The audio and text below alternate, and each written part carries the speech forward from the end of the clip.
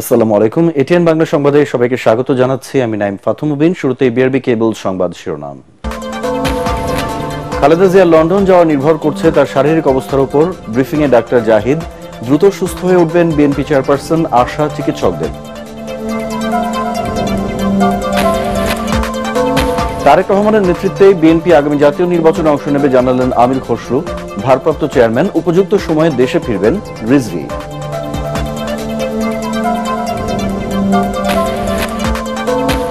জুলাই আকাঙ্ক্ষার বিরুদ্ধে যারা দাঁড়াবে তাদের স্থান এদেশে হবে না। সিলেটে ৮ দলের সমাবেশে জামায়াতের আমির।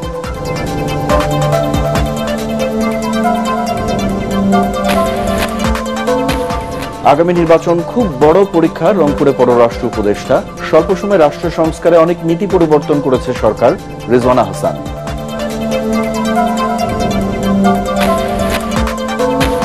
এবং ঢাকা ৭ আসনে বিএনপির প্রার্থী নিয়ে কর্মীদের মিশ্র প্রতিক্রিয়া।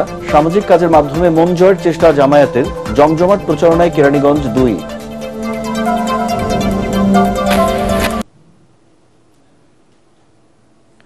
শুনছিলেন বিআরবি কেবল সংবাদ শিরোনাম, এবারে বিস্তারিত।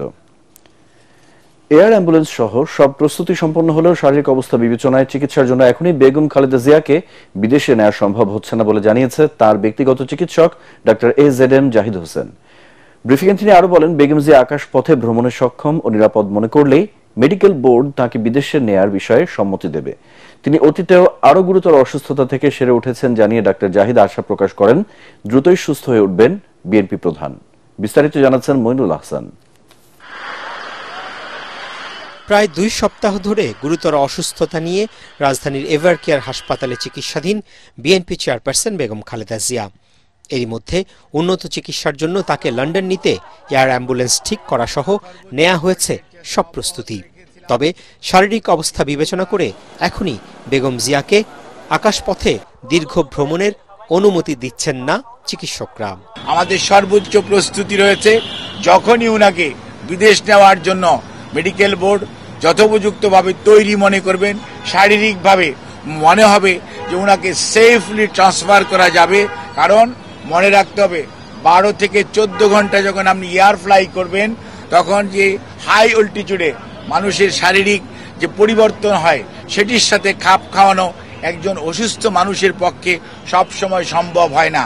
আমাদের মেডিকেল অ্যাম্বুলেন্স সবসময়ই প্রস্তুত আছে। শারীরিক অবস্থায় বলে দিবে যে উনাকে কখন বিদেশে চিকিৎসার জন্য নিয়ে যাবে। এভারকেয়ার হাসপাতালের সামনে ব্রিফিংয়ে ডাক্তার AZM জাহিদ হোসেন আশা প্রকাশ করে বলেন, দেশবাসীর দোয়ায় সুস্থ হয়ে বেগম জিয়া আবারও দেশের নেতৃত্ব দেবেন। উনি এসছেও প্রতিকূল অবস্থা থেকে, আল্লাহ উনাকে সুস্থ করেছেন আপনাদের সবার দোয়ায়। আমরাও এবার এবং মেডিকেল বোর্ড অত্যন্ত আশাবাদী যে এবারও উনার যে শারীরিক জটিলতা, এটা আপনাদের দোয়া এবং আল্লাহর শেষ মেহেরবানিতে ইনশাআল্লাহ দেশনেত্রী বেগম খালেদা জিয়া সুস্থ হবেন। এদিকে শুক্রবার দেশে ফেরার পর থেকেই প্রতিদিন হাসপাতালে গিয়ে অসুস্থ শাশুড়ির চিকিৎসা সহ সার্বিক বিষয় তদারকি করছেন পুত্রবধূ ডাক্তার জুবাইদা রহমান। গেল 23 নভেম্বর থেকে হৃদরোগ, কিডনি ও লিভার জটিলতায় গুরুতর অসুস্থ সাবেক প্রধানমন্ত্রী বেগম খালেদা জিয়া রাজধানীর এভারকেয়ার হাসপাতালে চিকিৎসা নিচ্ছেন। মইনুল আহসান, এটিএন বাংলা, ঢাকা। দর্শক, এই মুহূর্তে এভারকেয়ার হাসপাতালের সামনে আছেন সহকর্মী ইমদাদুল্লাহ বাবু। তিনি জানাচ্ছেন খালেদা জিয়ার শারীরিক অবস্থার সর্বশেষ খবর।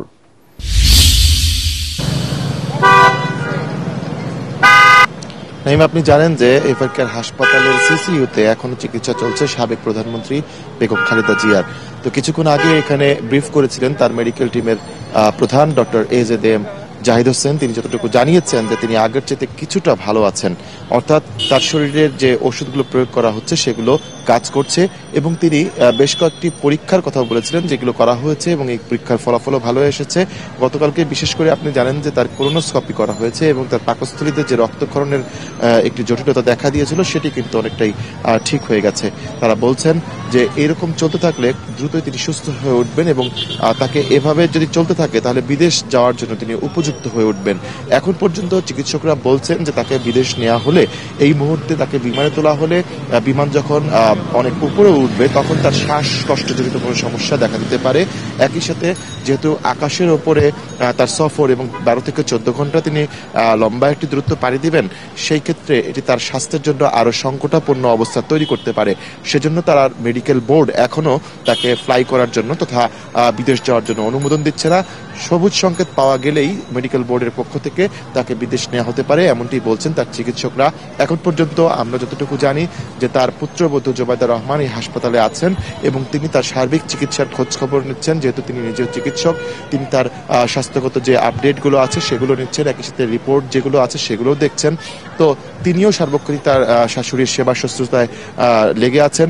তো আশা করা হচ্ছে চিকিৎসকরা যেভাবে বলছেন যে দ্রুতই তিনি সুস্থ হয়ে আবারও রাজনীতিতে ফিরে আসবেন।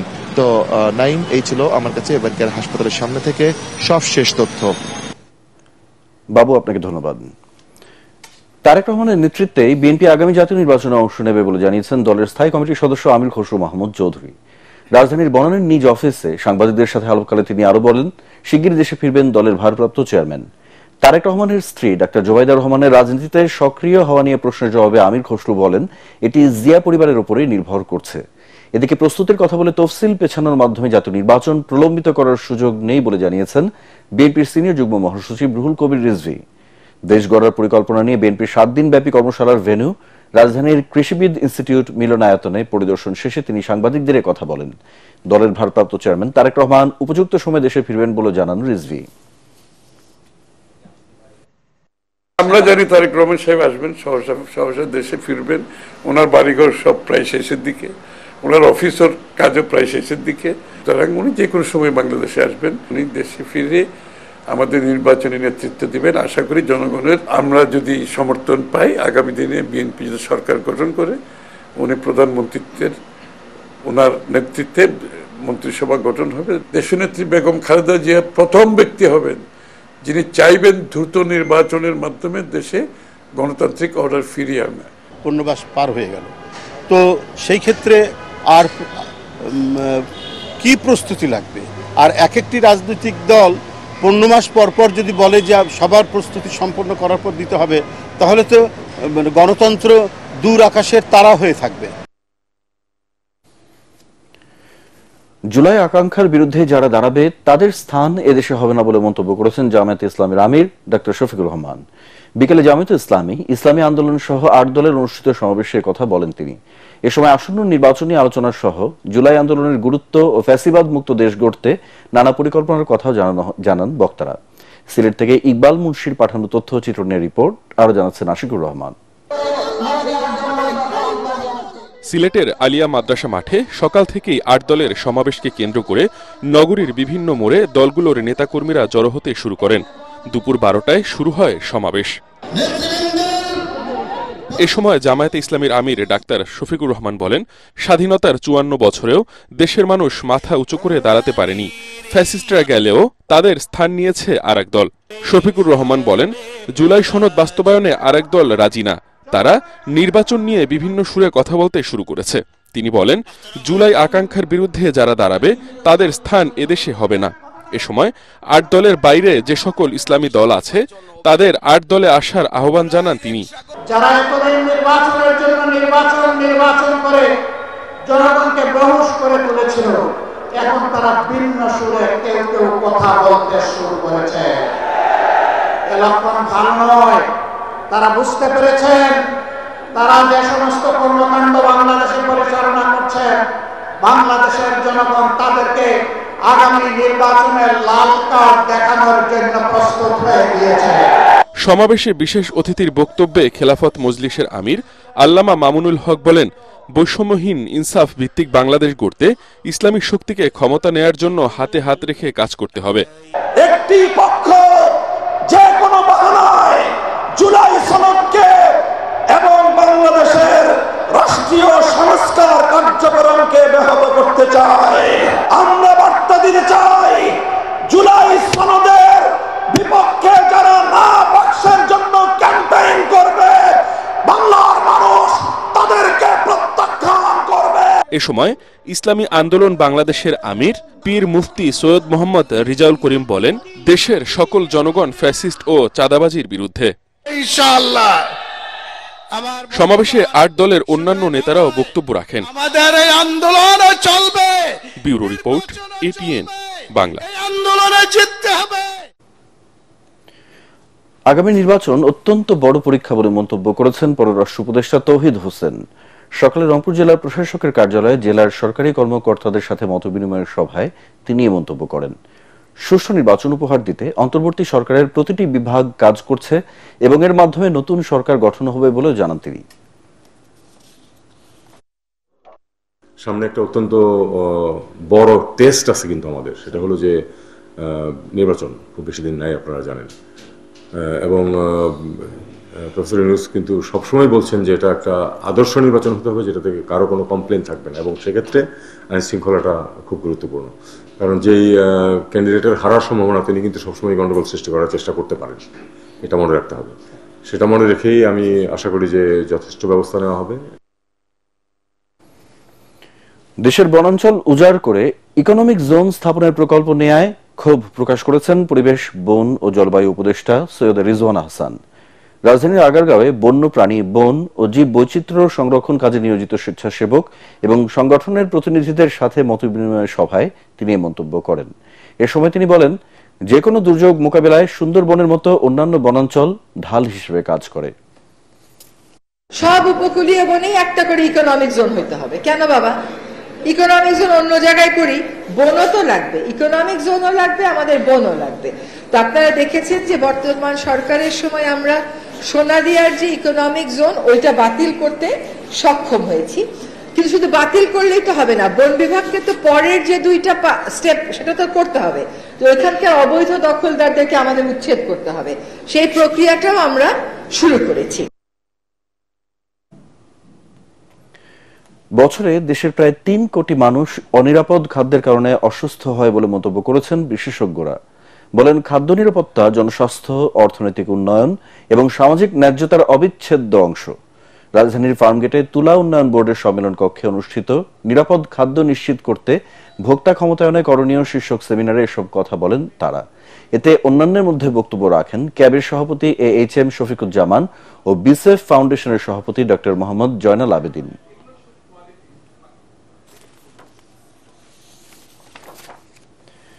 দেশি বিদেশি বিনিয়োগ ছাড়া ভর্তুকি দিয়ে চিনি শিল্পকে লাভজনক করা সম্ভব না বলে জানিয়েছেন শিল্প ও গণপূর্ত মন্ত্রণালয়ের উপদেষ্টা আদিলুর রহমান খান। সকালে নাটোর চিনিকল ও উত্তরা গণভবন পরিদর্শন শেষে তিনি কথা জানান। শিল্প উপদেষ্টা বলেন, বিদেশ থেকে চিনি আমদানি বন্ধ রাখা হয়েছে।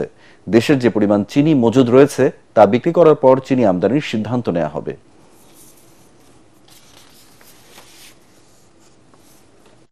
দীর্ঘদিন এটা অবহেলিত ছিল, আমরা এটাকে তৈরি করলাম।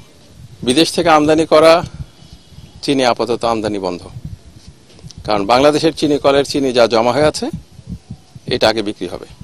আশা করি আমাদের সময়ে বা আগামী সরকারের সময় ভালো খবর আসবে, আমরা কাজ এগিয়ে নিচ্ছি। তা আমাদের সক্ষমতাটা বাড়ানো শুধুমাত্র চিনির উপরে না থেকে চিনির সঙ্গে সঙ্গে আনুষঙ্গিক যদি আমরা কিছু উৎপাদনমূলক কাজ হাতে নিতে পারি, সেটাও চিন্তা করছি আমরা। আগামী নির্বাচনে পরিবেশ ঠিক রাখতে রাজনৈতিক দলগুলোকেই বড় ভূমিকা রাখতে হবে। জাতীয় প্রেস ক্লাবে ইলেকশন ওয়ার্কিং অ্যালায়েন্সের আত্মপ্রকাশ অনুষ্ঠানে এসব কথা বলেন নির্বাচন বিশ্লেষকরা। অনুষ্ঠানে বক্তারা বলেন, বিগত সময়ে বিতর্কিত নির্বাচনের কারণে ভোটারদের ভোট কেন্দ্রে আনা কঠিন হতে পারে। এক্ষেত্রে দলগুলোকেই ভোটারদের সচেতন করতে হবে। ভোটের সময় কেন্দ্রে আইন শৃঙ্খলা পরিস্থিতি কতটা নিয়ন্ত্রণে থাকবে তা নিয়েও প্রশ্ন তোলেন অনেকে। তাদের দাবি, পুলিশ এখনো পুরোপুরি সক্রিয় ভূমিকা পালন করতে পারছেন না। এছাড়া ভোট বানচালের চেষ্টা করা হতে পারে বলেও আশঙ্কা করেন কেউ কেউ।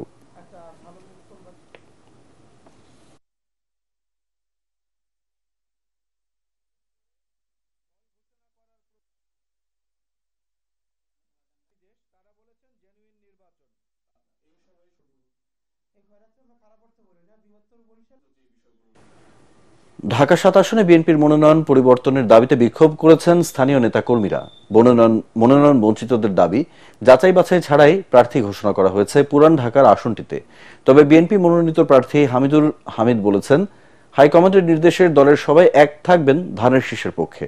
অন্যদিকে জামায়াতের প্রার্থী হাজী এনায়েতুল্লাহর দাবি, পুরান ঢাকার ভোটাররা আস্থা রাখবে দাঁড়িপাল্লাতেই। আরো জানাচ্ছেন ইকরামুল হক সায়েম।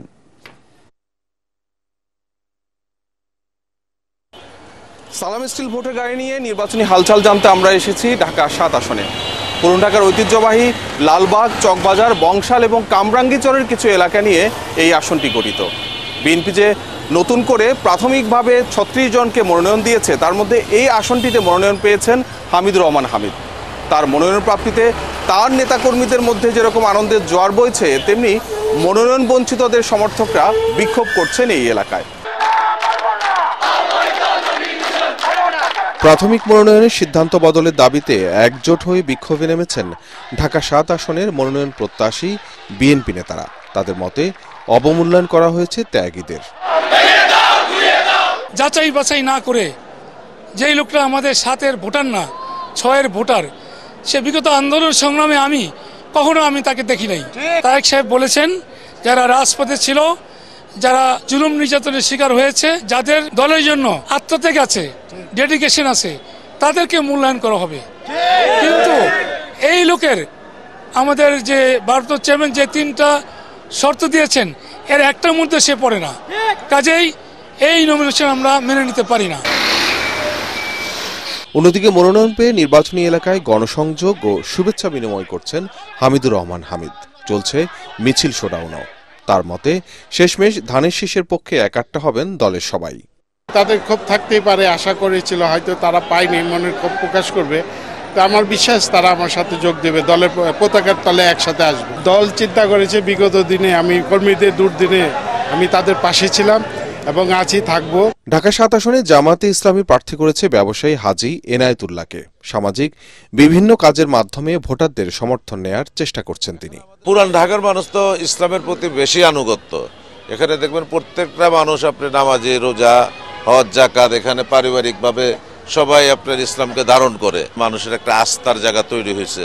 একমাত্র বাংলাদেশ জামাত ইসলাম যদি আগামীতে দেশের দায়িত্ব নেয়, তাহলে সবাই সুখে শান্তিতে থাকতে পারবে, চাঁদা মুক্ত একটা পরিবেশ পাবে, সন্ত্রাসমুক্ত একটা পরিবেশ পাবে। জামাতের পাশাপাশি পুরান ঢাকার এই আসনে নির্বাচনী প্রচারণায় সরব ইসলামী আন্দোলন বাংলাদেশের প্রার্থীও। তবে নির্বাচনের মেরুকরণ স্পষ্ট হবে চূড়ান্ত মনোনয়নের পরই। ইকরামুল হক সায়েম, এটিএন বাংলা, ঢাকা। সালাম স্টিল ভোটের গাড়ি নিয়ে দোহারের শিকারীপাড়া ইউনিয়নে আছেন সহকর্মী তরিক ইসলাম। তিনি জানাচ্ছেন সেখানকার প্রচারণার খবর। মুবিন, ধন্যবাদ আপনাকে। আপনি যেমনটা বলছিলেন, আমি এখন রয়েছি দোহারের শিকারীপাড়া ইউনিয়নে। এই এলাকায় কিন্তু নির্বাচনী প্রচারণা বেশ জমে উঠেছে। আপনাকে যদি দেখাই ক্যামেরার চোখে, এখানে বিএনপির যে সমর্থিত প্রার্থী রয়েছে খন্দকার আবু আশফাক, তার একটা নির্বাচনী প্রচারণা চলছে এবং একটা উঠান বৈঠক কিন্তু এখানে চলছে। একই সাথে এখানে বেগম খালেদা জিয়ার যিনি অসুস্থ রয়েছেন, তার জন্য দোয়া মাহফিলও হচ্ছে। তারা বলছেন যে বেগম খালেদা জিয়া গণতন্ত্রের জন্য আপসহীন সংগ্রাম করেছেন, তারা চান যত দ্রুত সম্ভব তিনি সুস্থ হয়ে ফিরে আসেন। আমরা এখন এখানে একজন ভোটারের সাথে একটু কথা বলতে চাইব, তার কাছে একটু আমরা জানতে চাইব, এখানে তো নির্বাচনী প্রচারণা চলছে, আপনারা প্রার্থী বাছাইয়ের ক্ষেত্রে আপনারা কোন কোন বিষয়গুলোকে গুরুত্ব দিবেন বা প্রার্থীদের কাছে আপনাদের প্রত্যাশা কি থাকবে? আমরা প্রার্থী বাছাইয়ের ক্ষেত্রে আমরা দেখব, আমরা বিগত ফ্যাসিস্ট সরকারের আমলে আমাদের দেশের মানুষের, সাধারণ মানুষের সাথে যিনি সম্পৃক্ত থেকে সাধারণ মানুষের খোঁজখবর নিয়েছেন, এরকম প্রার্থী আমরা বাছাই করব এবং তাদের কাছে যারা সংসদে আসবে, বিগত দিনের ফ্যাসিস্ট সরকারের আমলে যারা সংসদ ছিলেন তারা এলাকার মানুষজন তো তাদের চিনেই না। এবং আপনার প্রত্যাশা কি থাকবে? আমাদের প্রত্যাশা থাকবে আমাদের এলাকার উন্নয়ন, এলাকায় গ্যাস। আমাদের জননেতা খন্দকার আবু আশফাক সাহেব উনি বলেছেন উনি নির্বাচিত হতে পারলে আমাদের দোহার নবগঞ্জে গ্যাস আসবে। জি, ধন্যবাদ আপনাকে।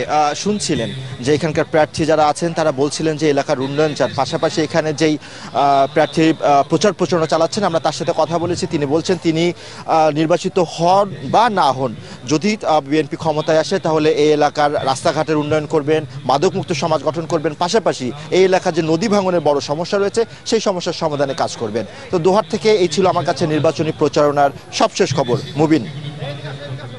তরিক ইসলাম, আপনাকে ধন্যবাদ। জমে উঠেছে ঢাকা-2 আসনের নির্বাচনী প্রচারণা। ভোটারদের মাঝে বিরাজ করছে ব্যাপক উচ্ছ্বাস। কেরানীগঞ্জ উপজেলা সাভারের 3 ইউনিয়ন নিয়ে গঠিত এই আসনে রাস্তাঘাট ও গলি সব জায়গায় প্রার্থীদের তোরণ, ব্যানার, ফেস্টুন, পোস্টারে ছেয়ে গেছে। বড় বড় শোডাউন, গণমিছিল, সামাজিক কাজ করছেন প্রার্থীরা। বিস্তারিত জানাচ্ছেন ইয়াসিন রানা। প্রায় 5.5 লাখ ভোটার ঢাকা-2 আসনে। এই আসনে বিএনপির প্রার্থী 4 বারের সাবেক এমপি আমানুল্লাহ আমান, জামাতের প্রার্থী ইঞ্জিনিয়ার তৌফিক হাসান, ইসলামী আন্দোলন বাংলাদেশের প্রার্থী মাওলানা জহিরুল ইসলাম, এনসিপির মনোনয়ন প্রত্যাশী ইমরান হোসাইন। নির্বাচন ঘিরে প্রার্থীরা বড় বড় শোডাউন, গণমিছিল, সামাজিক কাজের মাধ্যমে ব্যস্ত সময় পার করছেন। প্রার্থীদের প্রচারণায় ভোটারদের মাঝেও তৈরি হয়েছে নির্বাচনী আমেজ।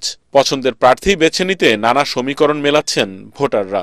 চায়ের দোকান থেকে শুরু করে বাজার, ব্যবসা প্রতিষ্ঠান সর্বত্রই চলছে নির্বাচনী আলাপ। আমাদের এলাকায় শান্তিপূর্ণ হোক, সন্ত্রাসমুক্ত হোক, চাঁদামুক্ত হোক এবং কোরআনের আইন দেশে চালু হোক। আলহাজ আমানুল্লাহ আমান সাহেবের প্রচারণা একটু বেশি। 4বার আমানুল্লাহ আমান নির্বাচিত হয়েছেন মাননীয় সংসদ সদস্য। কেরানীগঞ্জের প্রত্যেকটা প্রত্যন্ত অঞ্চলে বিদ্যুৎ, গ্যাস, রাস্তাঘাট, ব্রিজ সব তিনি আমাদের করে দিয়েছেন। ঢাকা-2 আসনের ইসলামী আন্দোলন বাংলাদেশের প্রার্থী মাওলানা জহিরুল ইসলাম ব্যস্ত সময় পার করছেন প্রচারণায়। জামাতের প্রার্থী ইঞ্জিনিয়ার তৌফিক হাসান মডেল আসন গড়ার পরিকল্পনা নিয়ে ভোটারদের দ্বারে দ্বারে যাচ্ছেন। বিগত 54 বছরের স্বাধীনতার পরে এরকম কাঙ্ক্ষিত মানের উন্নয়ন হয় নাই, যার কারণে আমরা এই কেরানীগঞ্জে সামগ্রিক অবকাঠামোর উন্নয়ন, মানুষের সকলের মৌলিক অধিকার প্রতিষ্ঠার জন্য আমরা 10 দফা কর্মসূচি ঘোষণা করেছি। যেহেতু আমি একজন সিভিল ইঞ্জিনিয়ারিং এর ছাত্র, এই জন্য এই ঢাকা-2 আসনটাকে মোটামুটি আমি একটা মাথার মধ্যে একটা নকশা তৈরি করে ফেলছি। চ্যালেঞ্জ আমাদের একটাই, আমরা জনগণের কাছে যাওয়া এবং তাদেরকে আমাদের যে প্রতিশ্রুতিগুলি এইগুলি ঠিকঠাক মতো তাদের এখানে পৌঁছে দেওয়া। যেহেতু তারা বিশ্বাস স্থাপন করে যে বাংলাদেশ জামাত ইসলামী কোনো ক্যান্ডিডেট যদি ক্ষমতায় আসে তারা বিশ্বাসে ভঙ্গ করবে না। খালেদা জিয়ার রোগ মুক্তি কামনায় দোয়া ও মিলাদ মাহফিলের মাধ্যমে নির্বাচনী আসনের বিভিন্ন এলাকায় ভোটার সংযোগ করছেন 4 বারের সাবেক এমপি আমানুল্লাহ আমান। তুলে ধরছেন উন্নয়ন পরিকল্পনা। এই নির্বাচনের প্রত্যাশা জনগণের অনেক দিনের। বিগত 3টি নির্বাচনে জনগণ ভোট দিতে পারেনি, এবার তারা প্রত্যাশা নিয়ে আসে জনগণ ভোট দেবে। এবং কাদেরকে ভোট দেবে? উন্নয়নের জন্য, শান্তির জন্য, দেশের স্বাধীনতা সার্বভৌমত্ব রক্ষার জন্য যারা কাজ করেছে, যারা কাজ করবে তাদেরকেই ভোট দেবে। এবং ইনশাল্লাহ সারা বাংলাদেশে যে জোয়ার উঠেছে, বিএনপি ইনশাল্লাহ জয়লাভ করবে। ভোটাররা বলছেন সৎ, যোগ্য প্রার্থীকে ভোট দিবেন যেন উন্নয়নের পাশাপাশি ভূমি দখলবাজ, চাঁদাবাজ মুক্ত ও কৃষিবান্ধব এলাকা গড়ে ওঠে। ইয়াসিন রানা, এটিএন বাংলা, ঢাকা। দর্শক, সালাম স্টিল ভোটের গাড়ি নিয়ে এখন শরীয়তপুর শিল্পকলা একাডেমি মাঠে আছেন আলী আসগর ইমন। তিনি জানাচ্ছেন সেখানকার নির্বাচনী হালচাল। এটিএন বাংলার নির্বাচনী আয়োজন সালাম স্টিল ভোটের গাড়ি চলছে সারা বাংলাদেশ জুড়ে। আর এই গাড়িটি নিয়েই আমি যাচ্ছি প্রত্যেকটি জেলায় জেলায়। আর যেতে যেতে আমি এখন চলে এসেছি শরীয়তপুরে এবং আমি দাঁড়িয়ে আছি শরীয়তপুর শিল্পকলা একাডেমির সামনে। আপনাদের কাছে আসে ভোট চাইতে? এখন পর্যন্ত ওইরকম ভাবে ব্যক্তিগতভাবে কারোর কাছে যায় নাই, কিন্তু এমনিতে সভা করে আর কি, জায়গায় শোডাউন আছে, শোডাউন চলে আর কি। ইলেকশন আয়োজন ইলেকশন হিসাবে কিছুই নাই। আসলে গণতান্ত্রিক ধারার যে ব্যাপারটা, সাধারণ মানুষের মধ্যে একটা উত্তেজনা বিরাজ করতেছে যে ভোট দিতে পারবে। স্থানীয় লোকজন বলছিলেন যে ভোটের আমেজ অতটা লক্ষ্য করা যায়নি, তবে সবাই আশা করছে যে এবার একটি ভালো এবং সুষ্ঠু নির্বাচন হবে, যেই নির্বাচনে সবাই তাদের পছন্দের প্রার্থীকে বিজয়ী ঘোষণা করতে পারবে। সালাম স্টিল ভোটের গাড়ি নিয়ে আমি যে কোনো সময় চলে আসব আপনার এলাকায়, প্রস্তুত থাকুন। গণ অভ্যুত্থান পরবর্তী বাংলাদেশের নতুন রাজনীতির পথে না হেঁটে বিএনপি জামায়াত অস্ত্রের মহড়ায় লিপ্ত হয়েছে বলে অভিযোগ করেছেন এনসিপির সদস্য সচিব আক্তার হোসেন। রাজধানীর বিশ্ব সাহিত্য কেন্দ্রে জুলাই স্পিরিটে অনুপ্রাণিত এনসিপির সহযোগী সংগঠন ন্যাশনাল প্রফেশনালস অ্যালায়েন্সের আত্মপ্রকাশ অনুষ্ঠানে তিনি বলেন, পেশি শক্তির রাজনীতি মানুষ আর দেখতে চায় না। এতে এনসিপির মুখ্য সমন্বয়ক নাসিরউদ্দিন পাটোয়ারি জানান, এনসিপি কোনো দলের সাথে আসন সমঝোতায় যাবে না। আসন বন্টনের রাজনীতি বাংলাদেশে আর চলবে না। রাজনীতিতে পরিবারতন্ত্র, সন্ত্রাস, ফ্যাসিবাদ ভেঙে ফেলার প্রত্যয় ব্যক্ত করেন এনসিপি নেতারা। আমরা কোন দলের কাছে সিট নেগোসিয়েশনের জন্য যাব না ইনশাআল্লাহ। আমরা নিজেরাই দাঁড়াবো, কারণ রাজনীতি করেছে আত্মমর্যাদার প্রশ্ন। আত্মমর্যাদার প্রশ্নে আমরা এক বিন্দু ছাড় দেব না। যে সকল দলের নেতৃবৃন্দ রয়েছেন, আপনাদের মেরুদণ্ড কোনো বড় দলের কাছে বিক্রি করে দিবেন না। মেরুদণ্ড সোজা রাখুন, আমাদের সাথে আসুন, ইনশাআল্লাহ ঐক্যবদ্ধভাবে আমরা একসাথে রাজনীতি করব। বিএনপি বা জামাত এই নির্বাচনে অস্ত্রের রাজনীতি করার যে মহড়া আপনারা প্রদর্শন করছেন, পেশি শক্তির রাজনীতি করার যে মানসিকতা আপনাদের কার্যক্রমের মধ্য দিয়ে প্রকাশিত হচ্ছে, সেই জায়গাটাতে 24-এর অভ্যুত্থানে যারা অংশগ্রহণ করেছিল তারা এই বাংলাদেশে অস্ত্রের রাজনীতি দেখতে চায় না। এবারে অর্থ সংবাদ।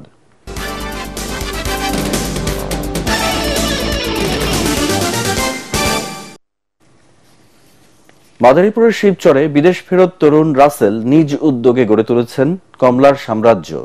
তার বাগানের কমলা এখন স্বাদে ও মানে মানুষের আগ্রহের কেন্দ্রবিন্দুতে। দূর দূরান্ত থেকে ক্রেতা ও দর্শনার্থীরা ভিড় করছেন বাগানে। তবে শুধু কমলা বাগানেই সীমাবদ্ধ থাকতে চান না রাসেল, জানান সরকারি সহায়তা পেলে তার এই উদ্যোগ আরো বড় করার পরিকল্পনার কথা। অনুষ্ঠিত হয়ে গেল অতীশ দীপঙ্কর বিজ্ঞান ও প্রযুক্তি বিশ্ববিদ্যালয়ের সমাবর্তন।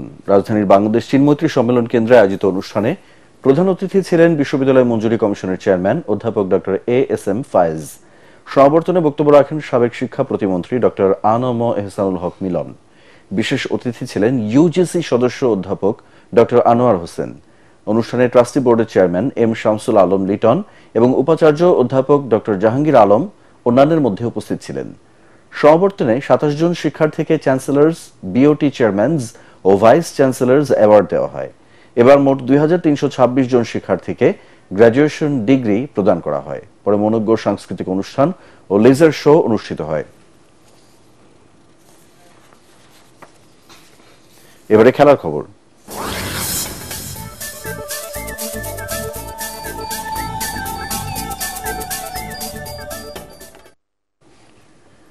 বিশ্বকাপ ফুটবলের ড্রতে তুলনামূলক সহজ গ্রুপে আছে বিশ্ব চ্যাম্পিয়ন আর্জেন্টিনা ও ব্রাজিল।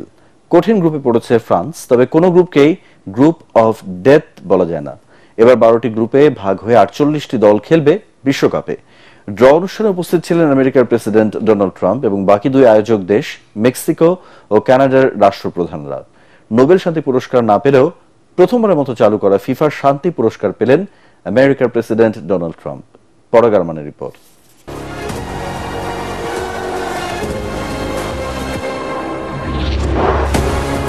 যুক্তরাষ্ট্রের রাজধানী ওয়াশিংটনের John F Kennedy Center for Performing আর্টসের দিকে চোখ ছিল পুরো বিশ্বের। বিশ্বকাপ ফুটবলের গ্রুপিং যে হয়ে গেল সেখানেই। 2026 বিশ্বকাপেই প্রথমবারের মতো 48টি দল অংশ নেবে। দেশের সংখ্যা বাড়াতে ড্র সহজ হতে পারে এমন ধারণা ছিল আগেই, হলো তাই। 12টি গ্রুপের কোনোটিকেই সেভাবে গ্রুপ অফ ডেথ বলা যায় না। 3টি শক্তিশালী দেশ এক গ্রুপে পড়েইনি।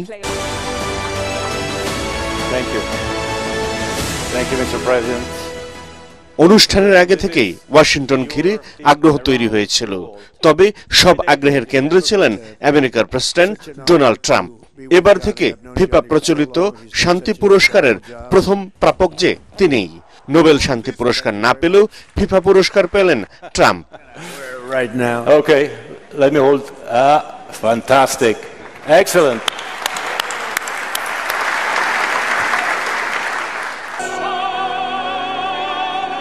নাচে গানে ভরপুর বিশ্বকাপের ড্র অনুষ্ঠানে দর্শকদের মাতিয়ে দেন ইতালির আন্দ্রেয়া বোলোচ্চি। উদ্বোধনী ভাষণে ফিফা প্রেসিডেন্ট জিয়ান্নি ইনফান্তিনো জানান, 1 মাসের মধ্যে 104টি সেরা খেলা দেখতে চলেছে America. The only one and only world champion. What an exciting summer from the 11th. এবার 2026 বিশ্বকাপের থিম সং ডিজায়ার নিয়ে দর্শক মাতিয়ে তোলেন ব্রুস স্প্রিংস্টিন এবং নিকোল শার্জিঙ্গার। ড্রয়ের প্রথম রাউন্ডে ছিলেন আয়োজক 3 দেশের রাষ্ট্রপ্রধান। বিদায়ের আগে তাদের সঙ্গে সেলফি তোলেন Infantino. Thank you very much. Let's go. 2026 সালের 11 জুন মেক্সিকো এবং দক্ষিণ আমেরিকার খেলা দিয়ে উদ্বোধন হবে বিশ্বকাপ। তবে বিশ্ব ফুটবলের 2 পরাশক্তি ব্রাজিলকে প্রথম ম্যাচ খেলতে হবে মরক্কোর সঙ্গে। বর্তমান চ্যাম্পিয়ন আর্জেন্টিনা তাদের প্রথম ম্যাচে মুখোমুখি হবে আলজেরিয়ার। পরাগ আরমান, এটিএন বাংলা। আয়ারল্যান্ডের বিপক্ষে বল হাতে দুর্দান্ত পারফর্ম করার কারণে আইসিসি নভেম্বর মাসের সেরা খেলোয়াড়ের সংক্ষিপ্ত তালিকায় জায়গা করে নিলেন তাইজুল ইসলাম। তার সঙ্গে মাস সেরা লড়াইয়ে আছেন দক্ষিণ আফ্রিকার অফ স্পিনার সাইমন হার্মার এবং পাকিস্তানের বাঁহাতি অলরাউন্ডার মোহাম্মদ নওয়াজ। আইরিশদের হোয়াইট ওয়াশ করার সিরিজে 26.30 গড়ে তাইজুল স্বীকার করেন 13 উইকেট। সেই সঙ্গে তিনি পেয়েছিলেন সিরিজ সেরার পুরস্কারও। এই পারফরমেন্সে তাইজুল পেলেন আইসিসির নভেম্বর মাস সেরার মনোনয়ন। শেষ করার আগে বিআরবি কেবল সংবাদ শিরোনামগুলো এক নজরে আরেকবার। খালেদা জিয়ার লন্ডন যাওয়া নির্ভর করছে তার শারীরিক অবস্থার উপর। ব্রিফিং এ ডাক্তার জাহিদ। দ্রুত সুস্থ হয়ে উঠবেন বিএনপি চেয়ারপারসন, আশা চিকিৎসকদের।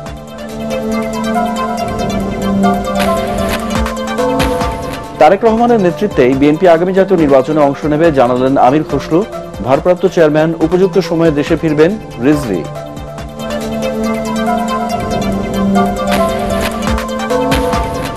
জুলাই আকাঙ্ক্ষার বিরুদ্ধে যারা দাঁড়াবে তাদের স্থান এদেশে হবে না, সিলেটে 8 দলের সমাবেশে জামায়াতের আমির।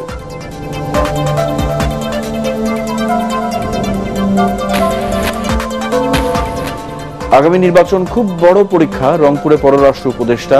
স্বল্প সময় রাষ্ট্র সংস্কারে অনেক নীতি পরিবর্তন করেছে সরকার, রিজওয়ানা হাসান।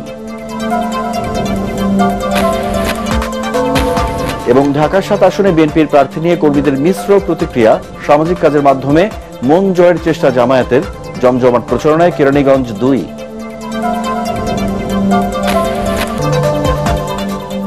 পরবর্তী সংবাদ দেখার আমন্ত্রণ জানিয়ে এখনকার মতো শেষ করছি।